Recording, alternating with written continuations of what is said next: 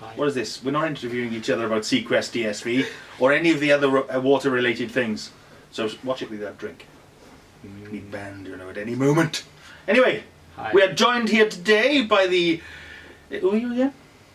Actually, it's Andy Frankham-Alien. Yes, we've interviewed him before, but this time he's actually written something good! Oh! He was being bitchy about my accidental dye job, which I'm sure you'll be amused by. Anyway, welcome to the Comic Guru, Under the Covers with Andy Frankham-Alien. Or Alien, as he's known. By him. Yes. Hi. Hello. You've written something again, haven't you? I have. Yes. You'll never guess what it is. Comic? Well, actually, aren't you working on something like that at the moment? Oh, plug! Editing the Retro Tales Discotronic Funk Commandos written by Simon Williams, the maestro. And drawn by the man himself as well. And guest starring? Me! Not you're not in it! I will be! Really? Well, yeah, so will I be, apparently. Yeah, maybe. Well, the Comic Guru, the Cosmic Comic Guru. The guest he's on about is the Hoff. Yes. Davel? Davel Hoff? What the... Are you taking drugs again? I think so. We'll pass some It's over the here. caffeine. I can do it some myself. It's been a long day.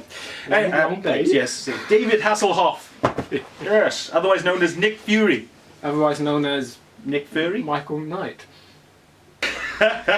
Right, Doctor Who, The Companions. Yes. Well, Companions, 50 years of Doctor Who assistants, yes. Yes, come on then, let's start at the beginning. 50th anniversary of Doctor Who. You and those famous guys at Candy Jar Books decided to do something to celebrate the best science fiction show ever made. We did. So when you couldn't get Star Trek, you did Doctor Who instead. Yeah, well, you know, worse than two evils, right? No, seriously, best science fiction show ever made. And what was the thought behind it? Just let's take us to the beginning. Okay, originally when Sean, editor-in-chief at Candy Jar, suggested us doing a book about the anniversary, his initial thought was to look at the 80s and what went wrong. But I didn't want to do that.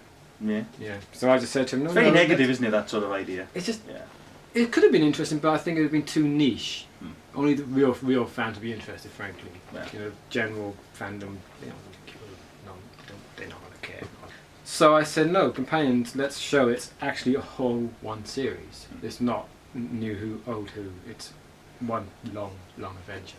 Yeah, which is exactly what it is. Yeah, so that's Companions. Only I had no idea of what I was letting myself in for. I should have. I really should have. So what, you thought it would just be something you could knock up in about 5 minutes? You didn't have to watch any of the episodes? Well, I knew. Well, my intention was just watch key episodes. You know, like key Barbara episode, key Ian stuff. But as I realised after literally the first episode, I'm actually going to have to watch every single episode. You know, being a long term even, long life Doctor Who fan, keep him in the fridge. Essentially, that's not a difficulty for him. He's got every DVD, he's got every audio, and the ones he didn't have, he used to borrow off people. Yes. Hi.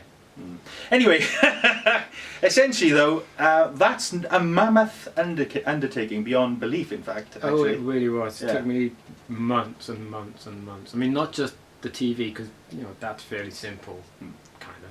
But, well, I say that, but when you're really watching and paying attention to every single detail, it's not as fun as it sounds. And quite It tiring, takes the fun actually. out of the, the watching. Yeah. But then, of course, on top of that, we have books and audios and,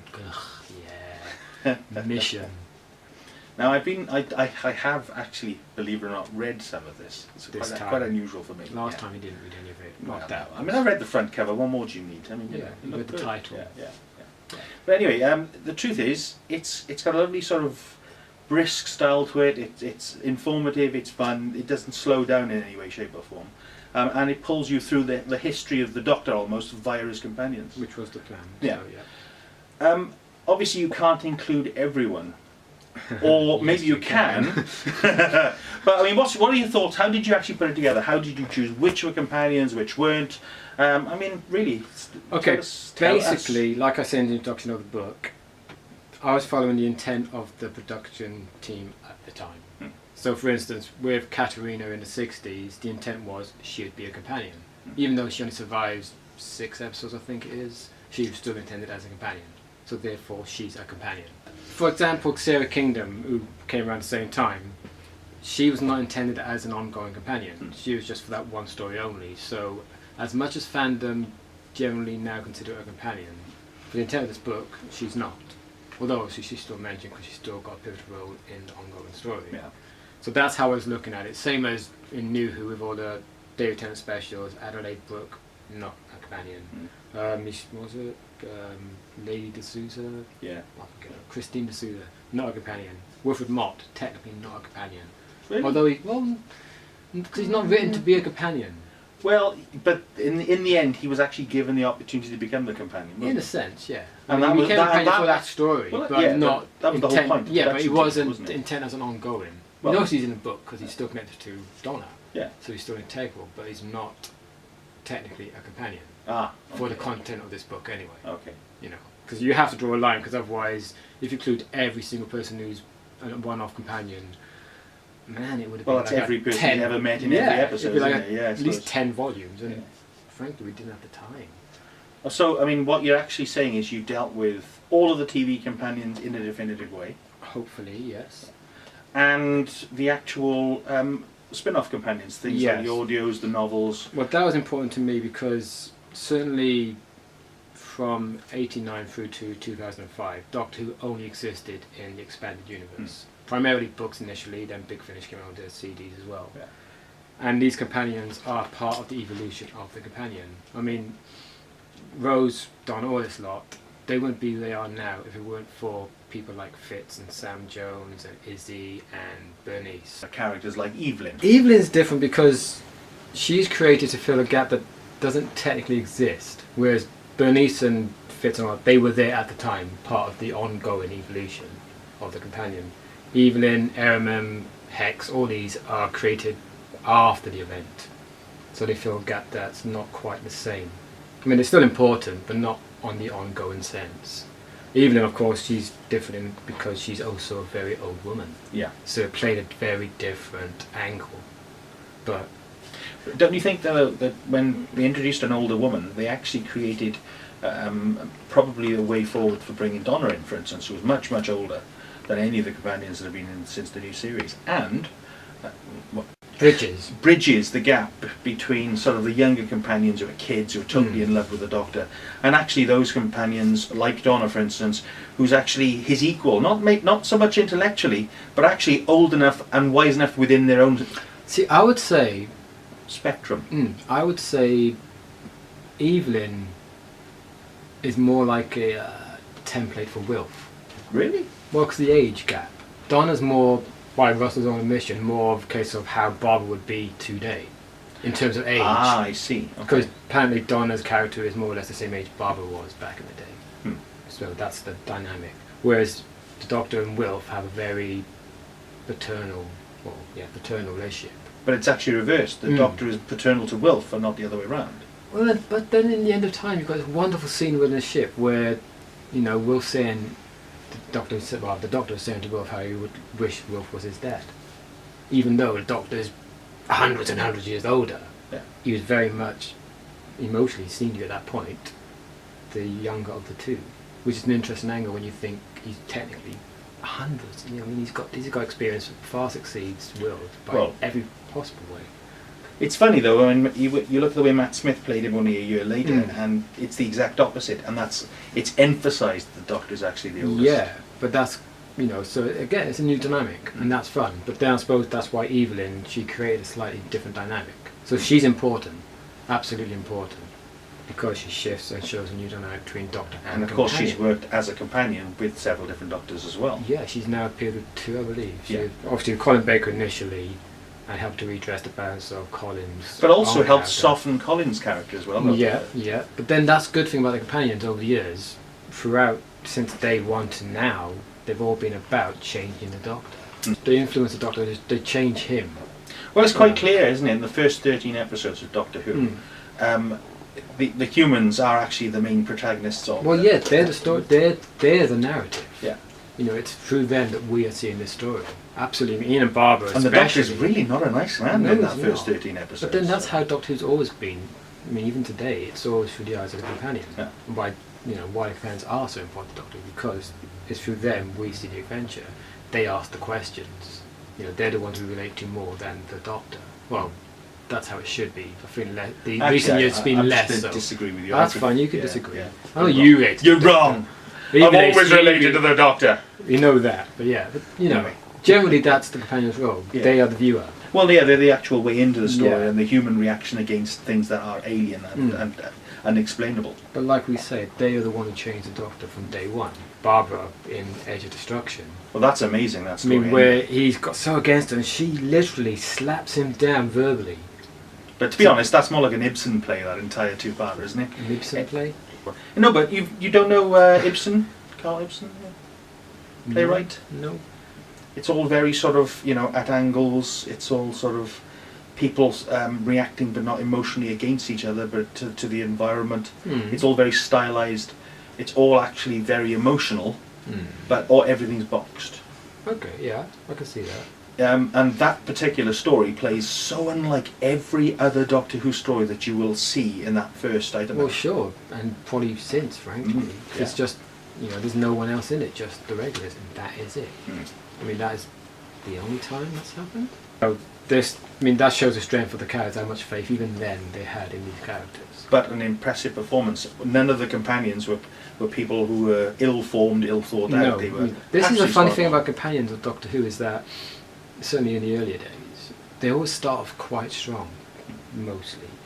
They come on the first story and they're quite defined, but then as the story proceed, they gradually seem to just lose that character a little bit. The actors try to go through line in the performance, but certainly from a writer point of view, it's like the characters are shifting all over the place. Do you think that's the fault of writing or just It could high just, production I think, schedule? yeah, certainly in the earlier days, because they were pretty much making Doctor Who non-stop. Weekly, 48 Yeah, episodes a year? literally, Yeah, good God. almost every week of the year. So there's going to be flaw. Which is less of a problem nowadays, because nowadays it's all about the character story. True. It's all about the companion story. Possibly too much sometimes, as this book will attest to. Anyway, let's talk a little bit now about how the companions themselves have changed through the years. I mean, truth be told, having watched every episode a million times, I can honestly say I don't think they have changed too much. Okay. You've got companions that have been so well defined and or ill defined when they start, but their role has been very, very much the same right the way through. What you mean, generally as a companion, or Well, particular they have a characters? very important role within Doctor Who, and that it's not just to sort of allow people to sort of identify them, but it's actually to put a lot of the actual information across the audience. Well, sure, they're exposition as much. Yeah. And that's vital. But how has that changed? That probably hasn't. Well, I don't know. That angle probably hasn't changed because they still provide much of. They ask the questions, they get the answers, they discover as we discover, and that's still pretty much consistently the same. But then, you kind of have to, I suppose. Yeah. But what has changed is obviously the emphasis on the companions and their personal development. But So what you're really saying is replacement of history with more emotional attachments. Because I've noticed the show's become much more emotional when it deals with anything to do with the companions over the past 10 years, especially when you compare it to the previous 40. Yes. It was never about getting a companion or the Doctor to be crying at each other. It was never about accessing the audience's emotion. It was simply about telling a rip-roaring adventure that would begin at the beginning and end at the end, and then move on to the next story. But then I think that's a sign of just TV as it's evolved. Do you think? Which is a great thing about Doctor Who, of course. It's been on for so long. It shows the evolution of TV. Well, actually, yeah, every single. Apart from the 90s, unfortunately, we had nothing apart from one story. But but even then, the books kind of conveyed that, so that's fine too. And of course, the audios themselves. Yeah. What, 95 to 96? When did that start? 2000. Was it really? Well, now, earlier I asked you a question about how you think the companions are actually changed in terms of their emotional life. The current series very much plays the emotional angles of the companions, whether it's unrequited love story, whether it's actual genuine friendship, whether it's something else. But sometimes the new series likes to portray events and people and characters from the classic series or the original run as if there was an actual romance there, which it never was. So tell us I'm what liking you... this question already. Well, yeah. Tell us why you think they feel that necessary, and actually why it does fundamentally change characters if you're going to now say that, they loved the Doctor. What the hell was that?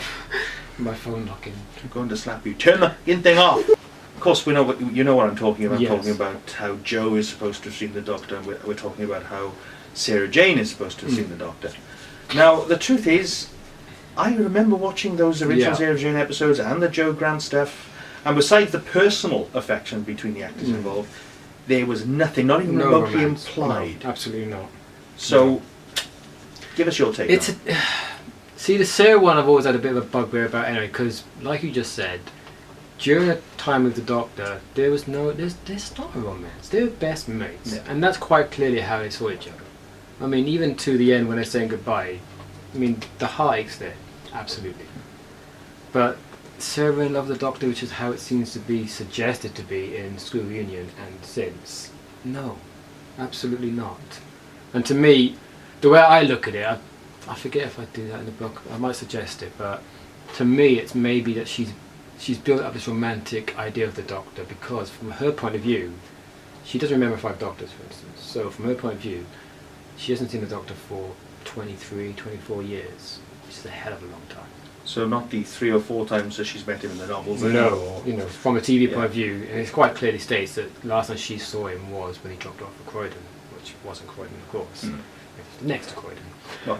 Yeah, it's close to Croydon. So, you know, from her point of view, it's been 20 odd years. So maybe she's clearly invented this romantic notion of the Doctor in her head.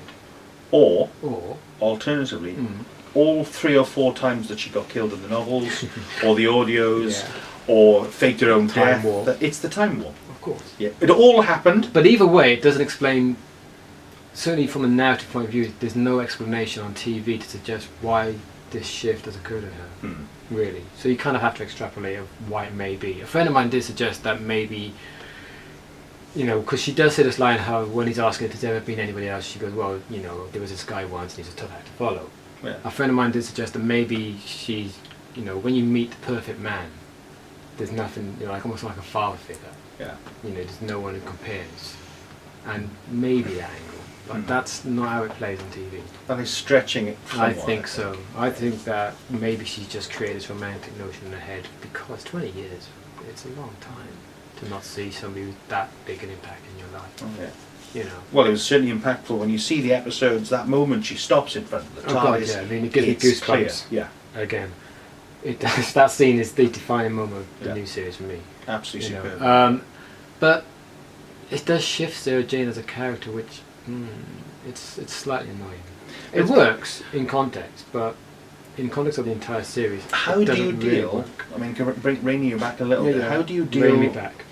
How do you actually deal with the way the character then sort of goes down that avenue with the Doctor, and the moment she gets her own show, it's actually pulled back to the original view of who and what the Doctor is and how she emotionally dealt with they don't really do much more about it after that. No. Apart from School Reunion, that's it. Yeah, I mean, let's face it, you've had 2 spin-offs with her show and the Doctor joining her on board for that. Yeah. And it's funny how, even at the funeral, the Doctor's supposed funeral, as a character, her and Joe, they never actually see the Doctor as the boyfriend, the man who got away. That's interesting, because there's a scene on the Crimson Heart, you know, when Joe and the Doctor are having their proper reunion talk. Yeah. I mean, it's a powerful speech. You know, we both watched it, both were crying watching it together. It's sad, but it's true. I wasn't crying, actually. Liar! Yeah, bad eyes that day. But yeah, that scene, you know, the Doctor and Joe Rose. Yeah, we'll get to that later. Oh, anyway. But the Doctor and Joe have hidden their wonderful reunion moment. It's superb. But there's a few cutaway shots to Sarah's reaction, and there's jealousy on that girl's face. Really? Hell yeah! You watch it, especially when she blows a whistle. You can see like it's almost like she's got to the point where Rose got to in Fen. You know, it's like, oh no, the Doctor's only ever come back to me, so now he's my Doctor again. And it almost plays as if she doesn't like the idea that she's suddenly got to share him with somebody else who's always had this connection too. Which again I can understand to a degree, because after 20 years he's back in her life. That's her connection. But that's what made it so hard. And Joe shares that connection. Well, she true. can't deal with it. But that moment where she actually sort of finds out the Doctor's visited Sarah more than once, and not her at all. I mean, it's redeemed later when you find that he'd had trouble even finding her. But well, yeah, because of all the stuff she's doing. Yeah. But you know, but as we say, I think that echoes the School Reunion moment. It's like jealousy, you know, which Again, I don't think...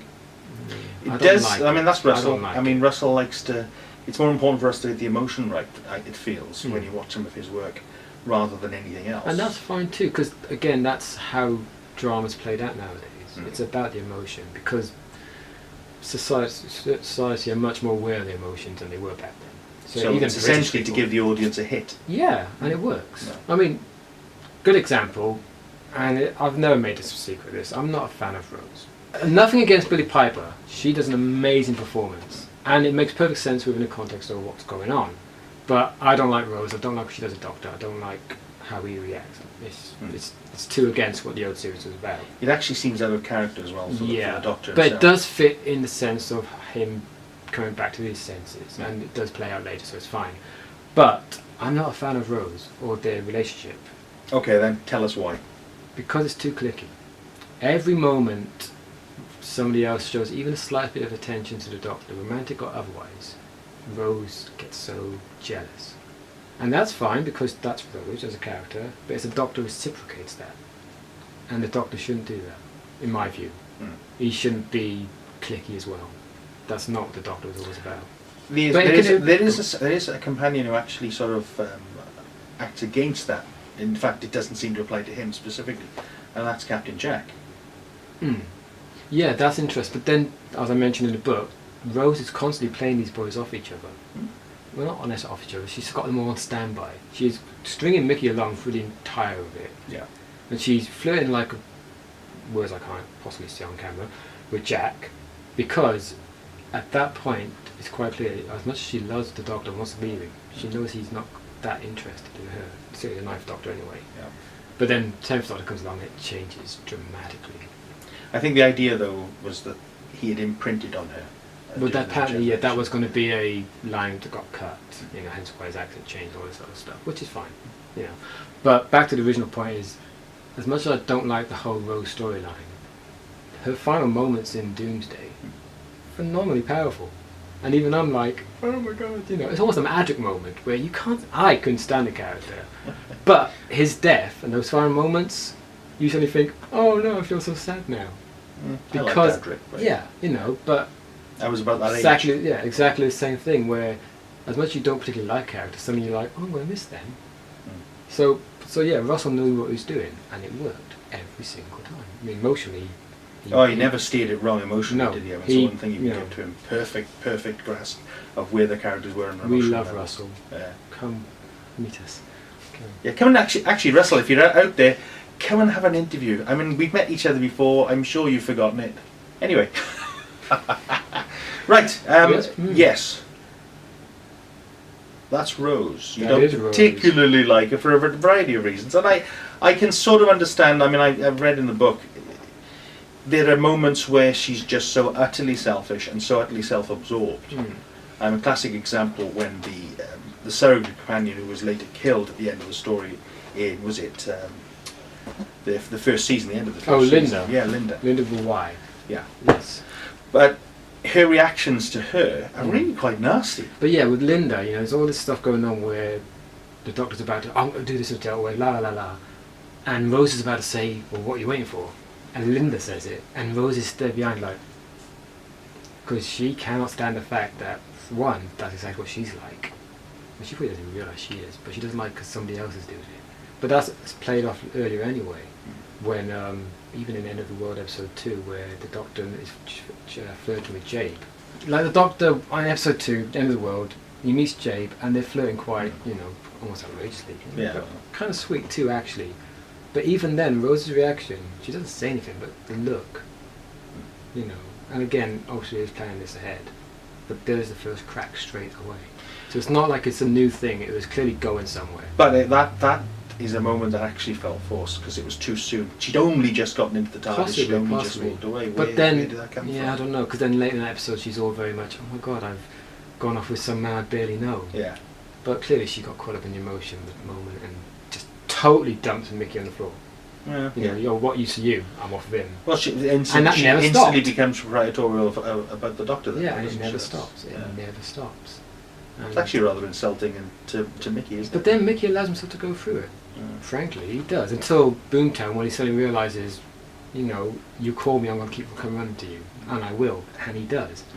And it's not until Journey's End when he decides, you know what, no more. So he goes through his own arc and he redeems himself anyway. Or off screen, apparently. And then, and then of course he gets marries married to Martha off screen, who he didn't share a single word with in that entire story, which, part of the fun. And anyway, let's take it back a little bit. Okay. Let's discuss another Let's companion. pull back. Let's pull back to someone who transcends the role of companion. Ooh. Yeah, hi. The Brigadier transcends all of the actual companions. Mm-hmm. He's actually the closest you could ever come to the friend, Yes, the friend, absolutely. the best friend. Actual friend. Yeah. I mean, life's long friend. Mm. I mean, the Doctor's known him since second incarnation. And in fact, it's his death, which is on screen. It's there, which forces him to face his own. Yeah. and that's so powerful a moment. Actually, probably even more powerful than the Joe moment, or even Sarah standing. Yeah, before it's the really TARDIS. funny because Matt doesn't say anything. No. He just, he always left a glass of brandy there, hoping that you'd come and talk, and he just puts the phone down. And it's such a powerful moment. It's just absolutely pitch perfect. And I mean, obviously, being a long-time viewer, both you and myself, we were utterly caught up in that moment. And it's wonderfully done because the Brigadier was that important. Why? Come on, take it all back. Let's go back to the beginning. Didn't start out as a companion, did Well, he? no, he was never technically, as we say, he was a friend. He was a bona fide friend of the Doctor's, in a way that Sarah wasn't, in a way that Donna wasn't. You know, he was just a friend that the Doctor saw every now and then. And, you know, But he's been there since. He's been there for every since Doctor 68. since the second, yeah, since '68. So, all the way through. Yep, So- he's met. I mean, on TV. Well, actually, if you look at every media, I think he's met every Doctor except the 9th so far. No. He did. I don't think he met the 11th. He may have done, but he didn't meet the 9th. I don't think. But he met the 10th on some comic strip. Yeah. I think the Forgotten one. Of course, it's Dimensions in Time for the 6th Doctor. Yeah, and it's the only time he does, so that kind of counts too. Well, not really. Didn't he meet him in the 8th Doctor in Doctor Audios? I think. Oh, he met the 8th in Doctor Audios. And the at 6th least as well. once. 6th he met. Lanyon Moore. Yeah, plus the books several times. Yeah. So I mean, he's always been about, you know, and he's the friend, you know, he's the real trusting, loyal friend. And that's the thing. I mean, you make a point of giving him his own chapter in the book. Absolutely, he has to, because he doesn't fit the companion role. I mean, he's been in the TARDIS twice, I think, you know. And although he comes across, he's there throughout most of Pertwee stuff, you know, for 5 years. He was still never a companion. He was always a friend, you know, and they had a very competitive friendship too at that point, you know. And every time he's met each Doctor, like it's like the brilliant moment where he meets the 7th Doctor, and he doesn't even need to know. He just knows he's the Doctor. Yeah. You know, who else could it be? He just knows automatically he's the Doctor. But then, of course, he also managed to wind up Ace in that moment as well. Oh, that's wonderful. You're the latest one. Yeah, and that's fantastic too, because I mean, it's bizarre that It's almost echoed by Rose later, isn't it? I mean, that sort of... Sarah. Yeah. Yeah, I guess it does. Yeah. Well, take it back. I mean, you had Joe, and being a full-on Doctor's Command, there's never any competition between her and the Brigadier. No, absolutely He was not. her boss, Yeah. but also her friend as well. Yeah, I mean, certainly when he turned up in Enemy of the Bane in Sarah Jane Adventures, there's a friendship between him and Sarah. You know, proper respect, and you can feel it. Well, more importantly, they've obviously kept in touch. Well, in the very first episode, you got the picture of and getting Harry Luke's and her. adoption sorted out, friends reviewing it and whatnot. Yeah. Right. Yes. Let's see. We're talking about the Brigadier. Yes. A character that transcends all of the actual show, actually. I mean, in many ways, he's as important to the show as the Doctor, isn't he? And yeah, absolutely. And of course, so much so that he continues through Kate. Well, yes. Brigadier. So, the Brigadier, absolutely one of the most important characters in the show, outside the Doctor, arguably. Well, there's another character who has transcended the show and is as important as the Doctor. The TARDIS? No. Okay. That's not a companion. That's his house. Because that's the Doctor's her companion. Well, yeah, exactly. Actually, you know what? It's Captain Jack. Oh, Jack. Yeah. Ah, that big old face. The face of Bo, yeah. Face of Boucher. Yeah. First of all, let's deal with the elephant in the room. In one episode, the face of Bo gave birth. What the hell was going on there? Well, apparently Jack's done it before, so he says in an episode of Doctor Who, or it might be Torture, but I'm sure it's Doctor Who, he mentions giving birth and I ain't doing that again. But that might have been Rex for all we know. That's very true. Yeah, bunker. Well, yeah. I'm not sure he became a big head, but there's a suggestion, maybe how it works. Has he actually been consistent though? See, this is the interesting point. There's a certain section of fandom, and I was very much part of that, who didn't think that Jack of Torchwood was the same. Well, it's the same character, obviously, but not the same as he is in Doctor Who. There seemed to be some difference of character somehow. Well, there's a tonal shift. Yeah, and it just, even performance maybe, and it just seemed to me that the character of Jack in Torchwood never quite the same as he was in Doctor Who. But my view on that has completely shifted, having rewatched it intentionally for this purpose, and really focusing on the why, and it actually makes sense. So why does it make sense? What is it that actually made you, in the end, change your mind? Because in the first series of Torchwood, we're dealing with a Jack who has spent 100 years on Earth. With all these questions, this doubt, this, what happened to me? Why am I immortal? Why did the Doctor dump me? All this stuff going on, and then of course knowledge of apparently Rose died. So he's dealing with all this stuff, and he's become very detached from everything. And frankly, working for Torchwood for 100 years, I think it would detach anybody. But then he meets Gwen. And then what happens there is the same thing that happened with the Doctor and Rose in Series 1 of Doctor Who. The Doctor is very detached from what's happened because of the Time War. He's lost a sense of who he is and his attachment to people. And Rose, through her very basic humanity, she's quite, I suppose, a prime example of a typical human being. Very needy, very emotional, all this stuff. And through that, she shows the Doctor who he is again. And he gets back in touch with why it's important that the people are. You're right, there is a mirror there in terms of the character development. And Gwen does exactly the same thing to Jack. Throughout Series 1, she humanises him again, shows him the people are important. This big picture, although important, is not what makes the world, the universe turn. So it's a nice echo of. And that consistency is maintained. Even in Miracle Day, there's that lovely scene where Jack is drunk and just had, extramural relations. Yeah. And then he rings her. And there's that, we're still okay, aren't we? We're still okay. And that's good, because that's supposed to be a nice, consistent, almost romance, just like Jack, Rose and the Doctor, rather, and it's played out quite well.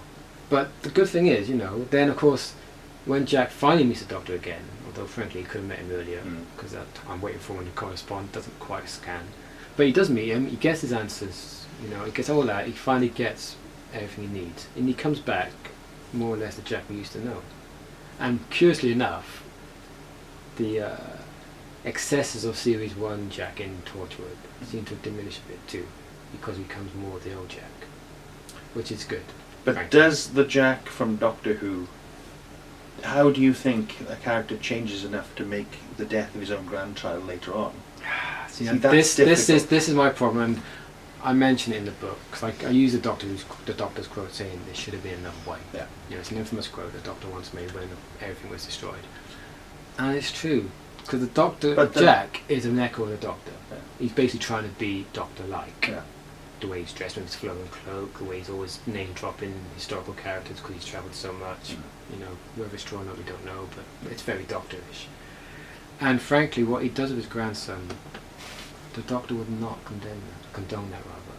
The Doctor would never do that. But never do. I mean, I've watched that story over and over again, and it's heartrending. But I can't actually see, at that point in time, the only child that he has access to is his grandchild. Yeah, I know, and and they're moments away from a losing narrative the sense, yeah. it does work. Because as you say, they're up against the clock, and that's the only option. But were it the Doctor, he would have somehow found a way around it. It's just from a narrative point of view, because that's what this book's about. It's about the narrative of the show. It's not about what's going on behind the scenes. Do you know what would have been a better moment? Go on. If they literally had him dying and suddenly not being dead. His son. The grandson, yeah. Well, apparently that was muted. Taking it back, because Yes. we're under the gun in terms of time. But it's the 50th anniversary. Yes, it is. Yeah. Is it? Oh, yes. 50 years. We've heard a lot about doctors appearing. There are rumours about potential doctors still yet to actually appear as cameos or whatever. Yeah. Okay. McGann. But what about actual companions? Yeah. Where's Ian? He's still alive. Yeah. See, now I'm hoping against hope that Ian. I mean, if any companion's got to come back, Susan, because it's a wonderful story to tell, because that's a whole different ballgame from the Sarah Joe thing, really. But Ian, because he's old, bless him. And not to sound horrible, but he's an old guy now. You know what I mean? And look what happened to Alistair, the Brigadier. Yeah. They waited so long to get Nick Courtney into the show. Finally, poor guy died.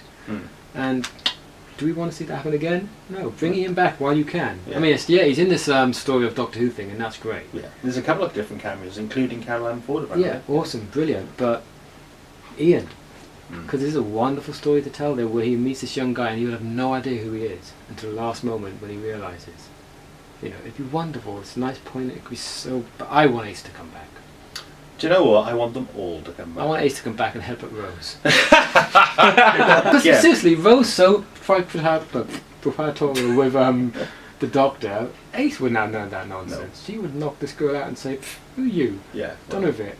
Awesome. That would be. I would cheer.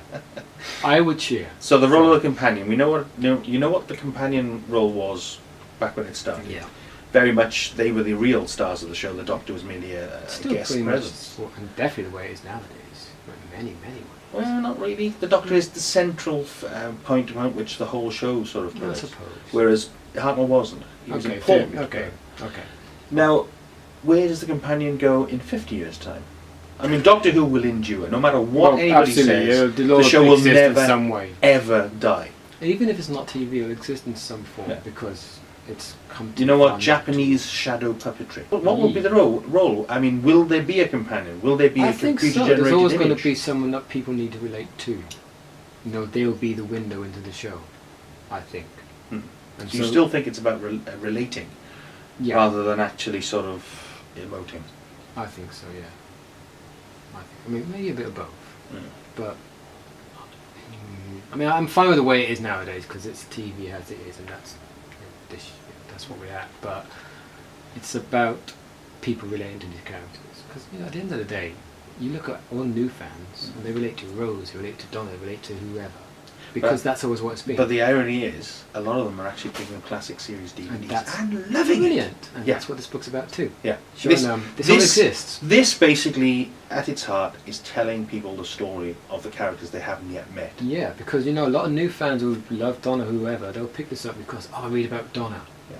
Flick through. And then suddenly, who's Joe Grant? I remember Joe Grant, or Barbara, or Ian. Yeah, and that's what it's about. Yeah. Even Turlough, even Madrick. Well, even Chameleon. Who? They've all got stories to tell. And in there, you have genuinely tried to put that story across. And hopefully succeeded. Yeah. Well, excellent stuff. Loved it. It's actually the best thing you've written so far. That he's read. Oh, hang on. It's the only thing he's read. But that's not the point. Seriously, in terms of this book, what would you like to see happen? My goal with this book is to get the more casual fan to embrace all of the show. New fans who just like the New Who to realise, this show is actually great. All of it is great. Let's get into these old. And let's face it, it is. Of course. I mean, 50 years. It obviously has something to go for it. Yeah. It would not last 50 years if it was rubbish. No, that's true. Hopefully. Unless it was a soap. But anywho. Anyway, Doctor Who, The Companions. Look, what's the full title? An Unofficial Guide, Companions. 50 Years of Doctor Who Assistance, written by Andy Frankham-Alien. Yeah. More importantly, Andy will be joining us here on the 10th of August, from around about 11 o'clock, I think it is. He thinks it is. It's definitely going to be from 11 o'clock throughout the day, signing copies of this book. Please come along. If you want one, give us the shop a ring and we'll reserve one for you. You know what? Brilliant book. Make a great gift, Christmas gift. More importantly, he's actually working on a new book as well, called Just Sarah. Just Sarah. And why Just Sarah? Well, why not? Actually, it's in there, why. Yeah. Buy it.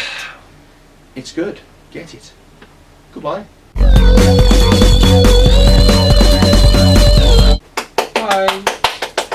Thank you very much. You're welcome, Lou.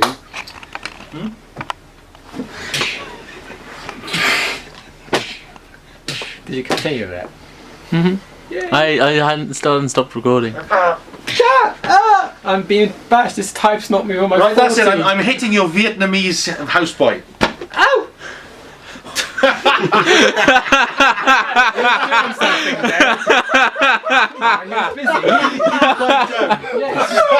Right, there we are. Hey! Hey, you can actually come out from under the covers for a change. Warm, isn't it? So warm! I was going to say before we started recording, why on earth did you even bother with them? Because, going to- Chris, can you lose that cushion as well? Because every time. No! And you fucked up your hair. It won't be the first time.